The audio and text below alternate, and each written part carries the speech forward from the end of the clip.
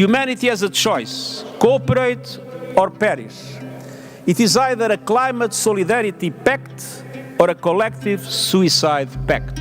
As mudanças climáticas, eles são o maior desafio que a humanidade tem hoje pela frente. Ciência, sociedade, governança, clima, mudança climática são temáticas muito sérias da qual depende o nosso futuro. O Brasil é um país central na questão das mudanças climáticas globais por uma série de razões.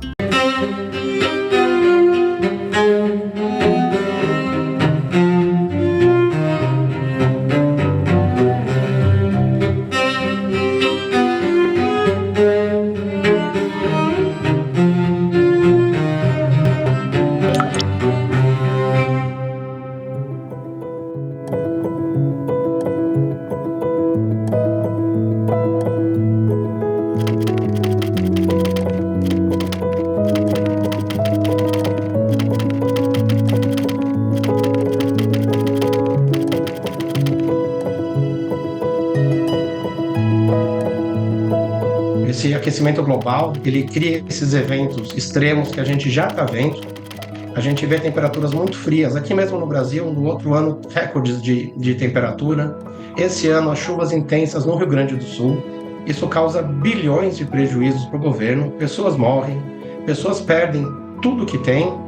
Então, é importante entender que isso está causando um impacto muito grande na sociedade e que, em vez de gastar bilhões para consertar os estragos, a gente tem que investir para combater a mudança climática, para que esses problemas não se agravem. Há várias características climáticas num país de dimensões territoriais como o Brasil. As características assim das mudanças climáticas que podem afetar o Brasil, elas podem afetar o Brasil de formas diferentes. Desde o litoral, e falando de cidades, com o aumento do nível dos oceanos, pode contribuir com o isolamento de cidades e comunidades inteiras na Amazônia, com a seca extrema ou a cheia extrema, a inundação dessas cidades, pode causar processo de desertificação no centro-oeste do Brasil, e, sobretudo, em parte do Nordeste, no bioma da Caatinga, que já pode ser considerado um início de um processo de desertificação.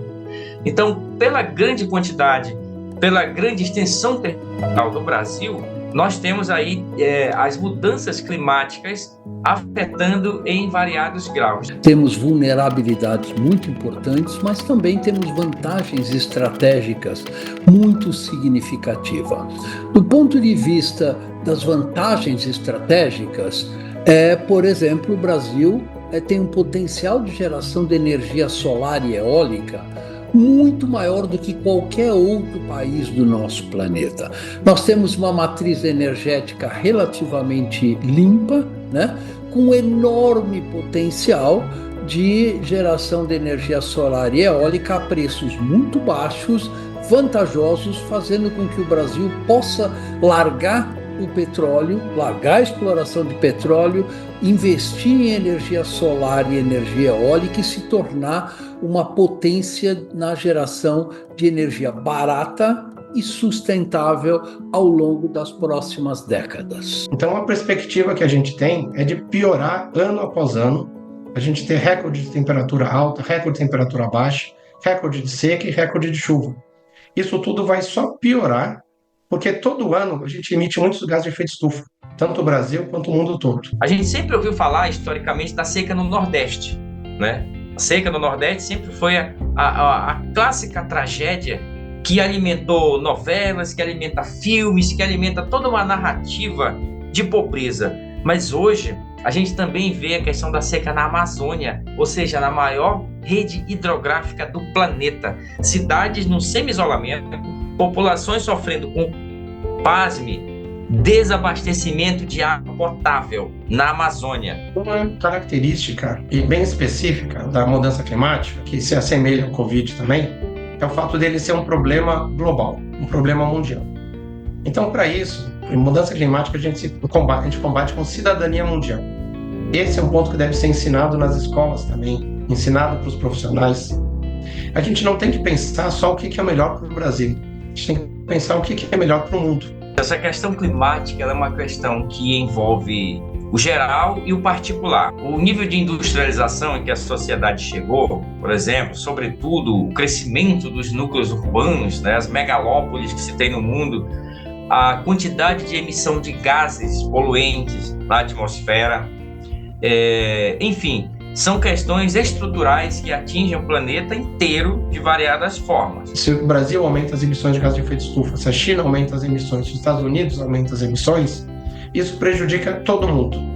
Então a gente tem que ter uma visão supranacional em parceria, né, com órgãos mundiais, como a Organização das Nações Unidas, para juntos fazerem um plano de combate à mudança climática. E isso não é uma questão só do ciclo natural, isso é uma questão que nós, a sociedade, também incentivamos. Todos nós temos um pouco de responsabilidade com isso, não só no nível de enquanto indivíduos, mas enquanto governos também, né? E quando eu falo de governo, não é só o Brasil, é uma questão mundial. Quer dizer, tem muitas nações hoje que não estão ligando para essa questão climática. Elas estão mais preocupadas em produzir, em crescer economicamente, em continuar poluindo, sem se preocupar com o futuro. A gente precisa reduzir a emissão de gases de efeito estufa. Todos os países definiram metas de até 2050 zerar a sua emissão de gases de efeito estufa. O Brasil também tem essa meta, mas pouquíssimos países estão conseguindo fazer isso.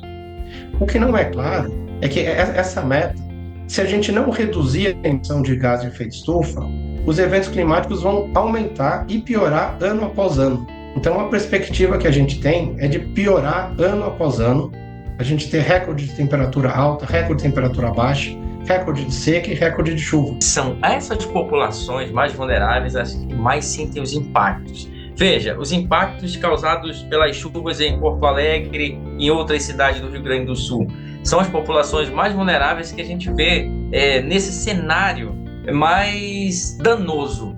Porque, veja, as áreas com menor infraestrutura, por exemplo, de drenagem, estão nos bairros mais pobres das cidades, né? São esses que têm as áreas mais danosas. A gente pode fazer muitas coisas como cidadãos. A gente pode plantar uma árvore, a gente pode desligar a luz quando sai do quarto, porque a eletricidade causa impactos ambientais, pode tomar um banho mais curto para economizar água e eletricidade.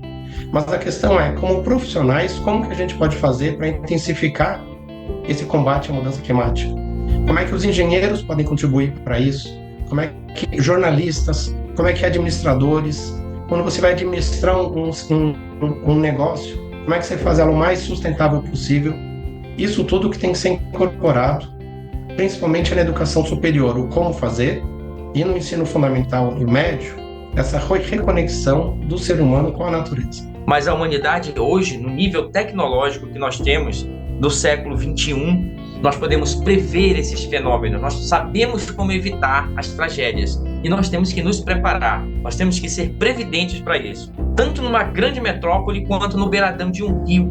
Esses fenômenos, justamente por serem fenômenos, são previsíveis, nós temos que contrapor com o planejamento urbano adequado, com o planejamento rural adequado, com o planejamento ribeirinho adequado. Então a gente precisa de cidadania mundial e soluções inovadoras e criativas para que os países possam crescer economicamente e, ao mesmo tempo, reduzir a emissão de gases de efeito estufa.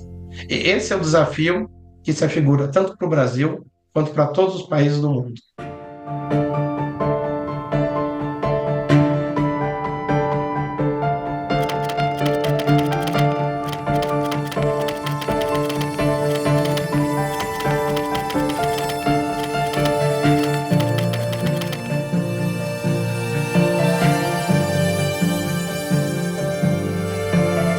O Brasil, ele é um microcosmo do planeta inteiro. O Brasil, ele tem áreas que podem nevar, por exemplo, as serras do sul do Brasil. Ele tem áreas que a temperatura é baixa, ele tem área que é semidesértica hoje, ele tem áreas de um extenso litoral e tem 60% da maior floresta tropical do planeta, que é a Amazônia, e tem em seu território a maior rede hidrográfica do planeta também. Então o Brasil é um universo em si mesmo. E justamente por essa nossa posição, essa nossa geografia, eu diria que o Brasil ele é o país mais completo do ponto de vista de diversidade de biomas. Um dos aspectos mais importantes do Brasil na questão das mudanças climáticas refere-se à Amazônia. A Amazônia, como maior floresta tropical do nosso planeta, ela tem cerca de 120 bilhões de toneladas de carbono armazenadas no seu ecossistema, e essa quantidade de carbono corresponde a cerca de 10 anos de toda a queima de combustíveis fósseis a nível global. É uma quantidade de carbono enorme que, se permitirmos que este carbono vá para a atmosfera, nós teremos os cenários piores possíveis de agravamento da questão climática global. O Brasil tem energia limpa, então ele está tentando se projetar no cenário internacional como um grande exportador de energia limpa. O Brasil tem um futuro muito promissor para produzir hidrogênio verde aqui no Brasil, com energia solar, com energia eólica, e exportar para o mundo todo. O sistema elétrico brasileiro, ele é um dos mais limpos do mundo, porque a gente tem muita hidrelétrica, muito sol, muito vento e muita cana-de-açúcar. Mas esse é um modelo que não pode ser replicado no mundo todo. Vários países que não têm vento, não têm hidrelétricas, não conseguem seguir esse modelo brasileiro. Então, nós temos esse papel de protagonistas para o mundo, inclusive na gestão do nosso próprio território. Então, isso nos credencia a cobrar do mundo, a protagonizar do mundo essas questões. Eu diria que nós temos, como nação, como Brasil, duas prioridades importantes na questão das mudanças climáticas. A primeira é zerar o desmatamento da Amazônia até 2030, como foi comprometido pelo governo brasileiro. E segundo, nós temos que acabar com a exploração de petróleo em nosso território. Isso é fundamental se não quisermos realmente agravar ainda mais a já séria emergência climática no qual o nosso planeta entrou. O combate à mudança climática está muito associado à conscientização. Então é muito importante todo mundo estudar sobre isso, inclusive alunos, tanto de ensino médio quanto de universidade, para poder entender como que a gente pode utilizar os recursos profissionais de todo mundo para fazer esse combate à mudança climática. Então é muito importante a educação para todo mundo, inclusive os profissionais, os futuros profissionais, os atuais estudantes, entenderem isso e incorporar soluções sustentáveis em todas as atividades que vão fazer durante a sua vida. A ciência no Brasil, ela tem uma importância muito grande e ela pode dialogar com o mundo inteiro. Agora, é preciso investimento sistemático nisso, porque nós temos soluções para os problemas climáticos, para os problemas do nosso solo, para os problemas da nossa vegetação, para os problemas das nossas cidades. Falta isso sair do papel, falta isso sair dos laboratórios e chegar. E para que isso aconteça, é necessário uma união entre ciência e governança. A ciência só vai chegar no cotidiano, nas cidadãs e cidadãos desse país, na sua melhor forma, se ela passar por uma governança adequada. Para resolver a questão climática, não basta somente tecnologia. O que a gente precisa é uma reconexão do ser humano com a natureza. Então, desde pequeno, as crianças têm que ter mais atividades para se reconectar à natureza. E principalmente no ensino médio e no ensino superior, a gente tem que trabalhar como preservar a natureza. Por isso, nós temos que preservar a floresta, zerar o desmatamento o mais rápido possível e, além disso, investir em recuperação ecológica das áreas degradadas, diga-se de passagem, não só na Amazônia, mas também na Mata Atlântica, na Caatinga, no Cerrado, nos Pampas, e com isso fazer com que o Brasil tenha um futuro que possa ter um clima mais estável e que possa liderar uma transição para a sustentabilidade, onde podemos ter um planeta muito mais saudável do que nós temos hoje.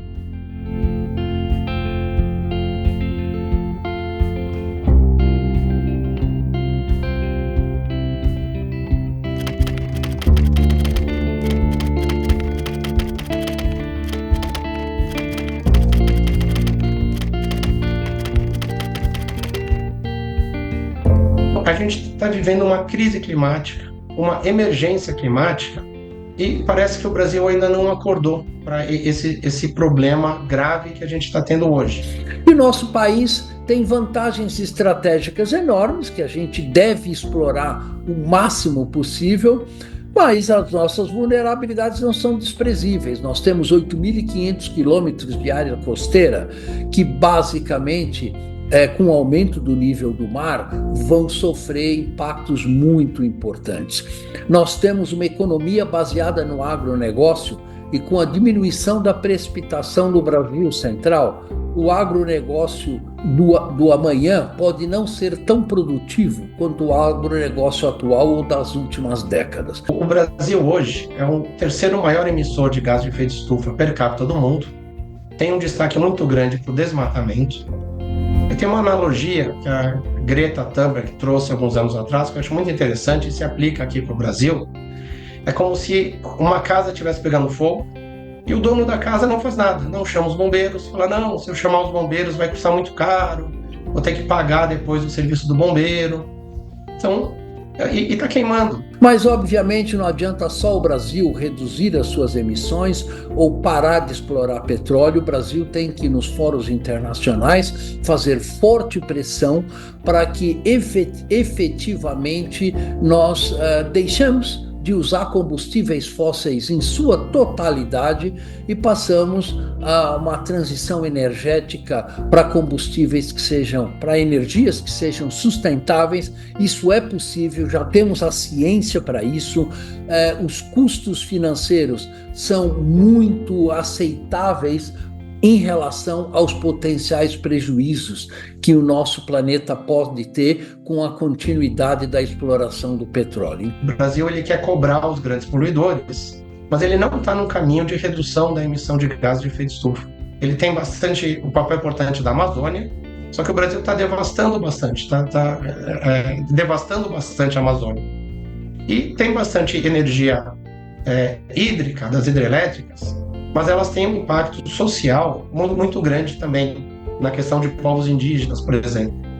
Então, o Brasil está tentando utilizar esses recursos, mas talvez da forma errada. Então, tudo isso caminha no sentido oposto a uma visão de como você vai combater a mudança climática. Enquanto predominar a ganância, a simples ganância de produzir para aumentar o produto interno bruto de uma nação, a custo de bilhões e bilhões de toneladas de poluentes na atmosfera, todos nós, enquanto humanidade, iremos sofrer. Então, é um alerta geral. O Brasil tem metas para 2050, mas as metas não são claras, não tem um sistema de acompanhamento muito rígido, tem metas para 2025, que o Brasil recentemente confirmou essas metas, mas elas não vão ser atingidas. Infelizmente, a humanidade ela aprende com momentos muito dramáticos. A pandemia é um exemplo disso que nós tivemos recentemente. Ou seja, rapidamente criaram-se vacinas, a ciência protagonizou e nós tivemos vacina que conseguimos estancar a pandemia da Covid-19. Então, mais que uma prova que, infelizmente, nós aprendemos de forma muito dramática, né? E que nós não possamos aprender quando tudo já estiver irreversível. A natureza ela vem nos mostrando, ela vem nos dando sinais do que vai acontecer. Hoje, a matriz elétrica brasileira, por exemplo, ela é uma das mais limpas do mundo. Mas o Brasil se compara com os maiores poluidores, se compara com a China, se compara com os Estados Unidos. E o Brasil é um país em crescimento, em desenvolvimento. A expectativa para 2050, de acordo com estudos da empresa de pesquisa energética do Ministério de Minas e Energia, é a gente duplicar o consumo de energia até 2050, triplicar o consumo de eletricidade. Nós vamos ter que redirecionar a economia do país para atividades que sejam menos dependentes das ações do clima que já está em mudança. Então, o país tem que arregaçar suas mangas, olhar para a ciência, desenvolver a melhor ciência possível para que a gente, com a maior eficiência possível, possamos atravessar essa crise climática e construir uma sociedade que seja minimamente sustentável. Eu sou esperançoso, eu sou um esperançoso e não sei como você, talvez um teimoso, mas é uma teimosia boa, porque, veja, se nos faltasse conhecimento, se nos faltasse ciência, eu diria que tudo estava perdido. Mas não nos falta. O que nos falta é viabilidade para chegarmos aos objetivos.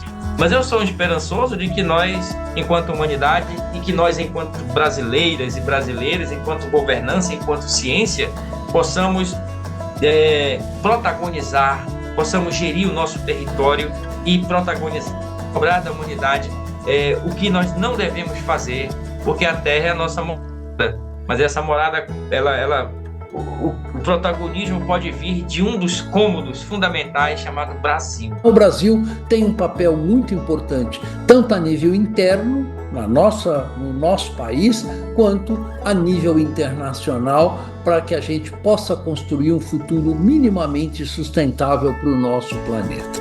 O Brasil e vários países do mundo precisam fazer uma mudança de rumo urgente. Nós temos soluções para os problemas. A questão é que se essas soluções vão chegar até onde devem e a quem de fato deve fazer.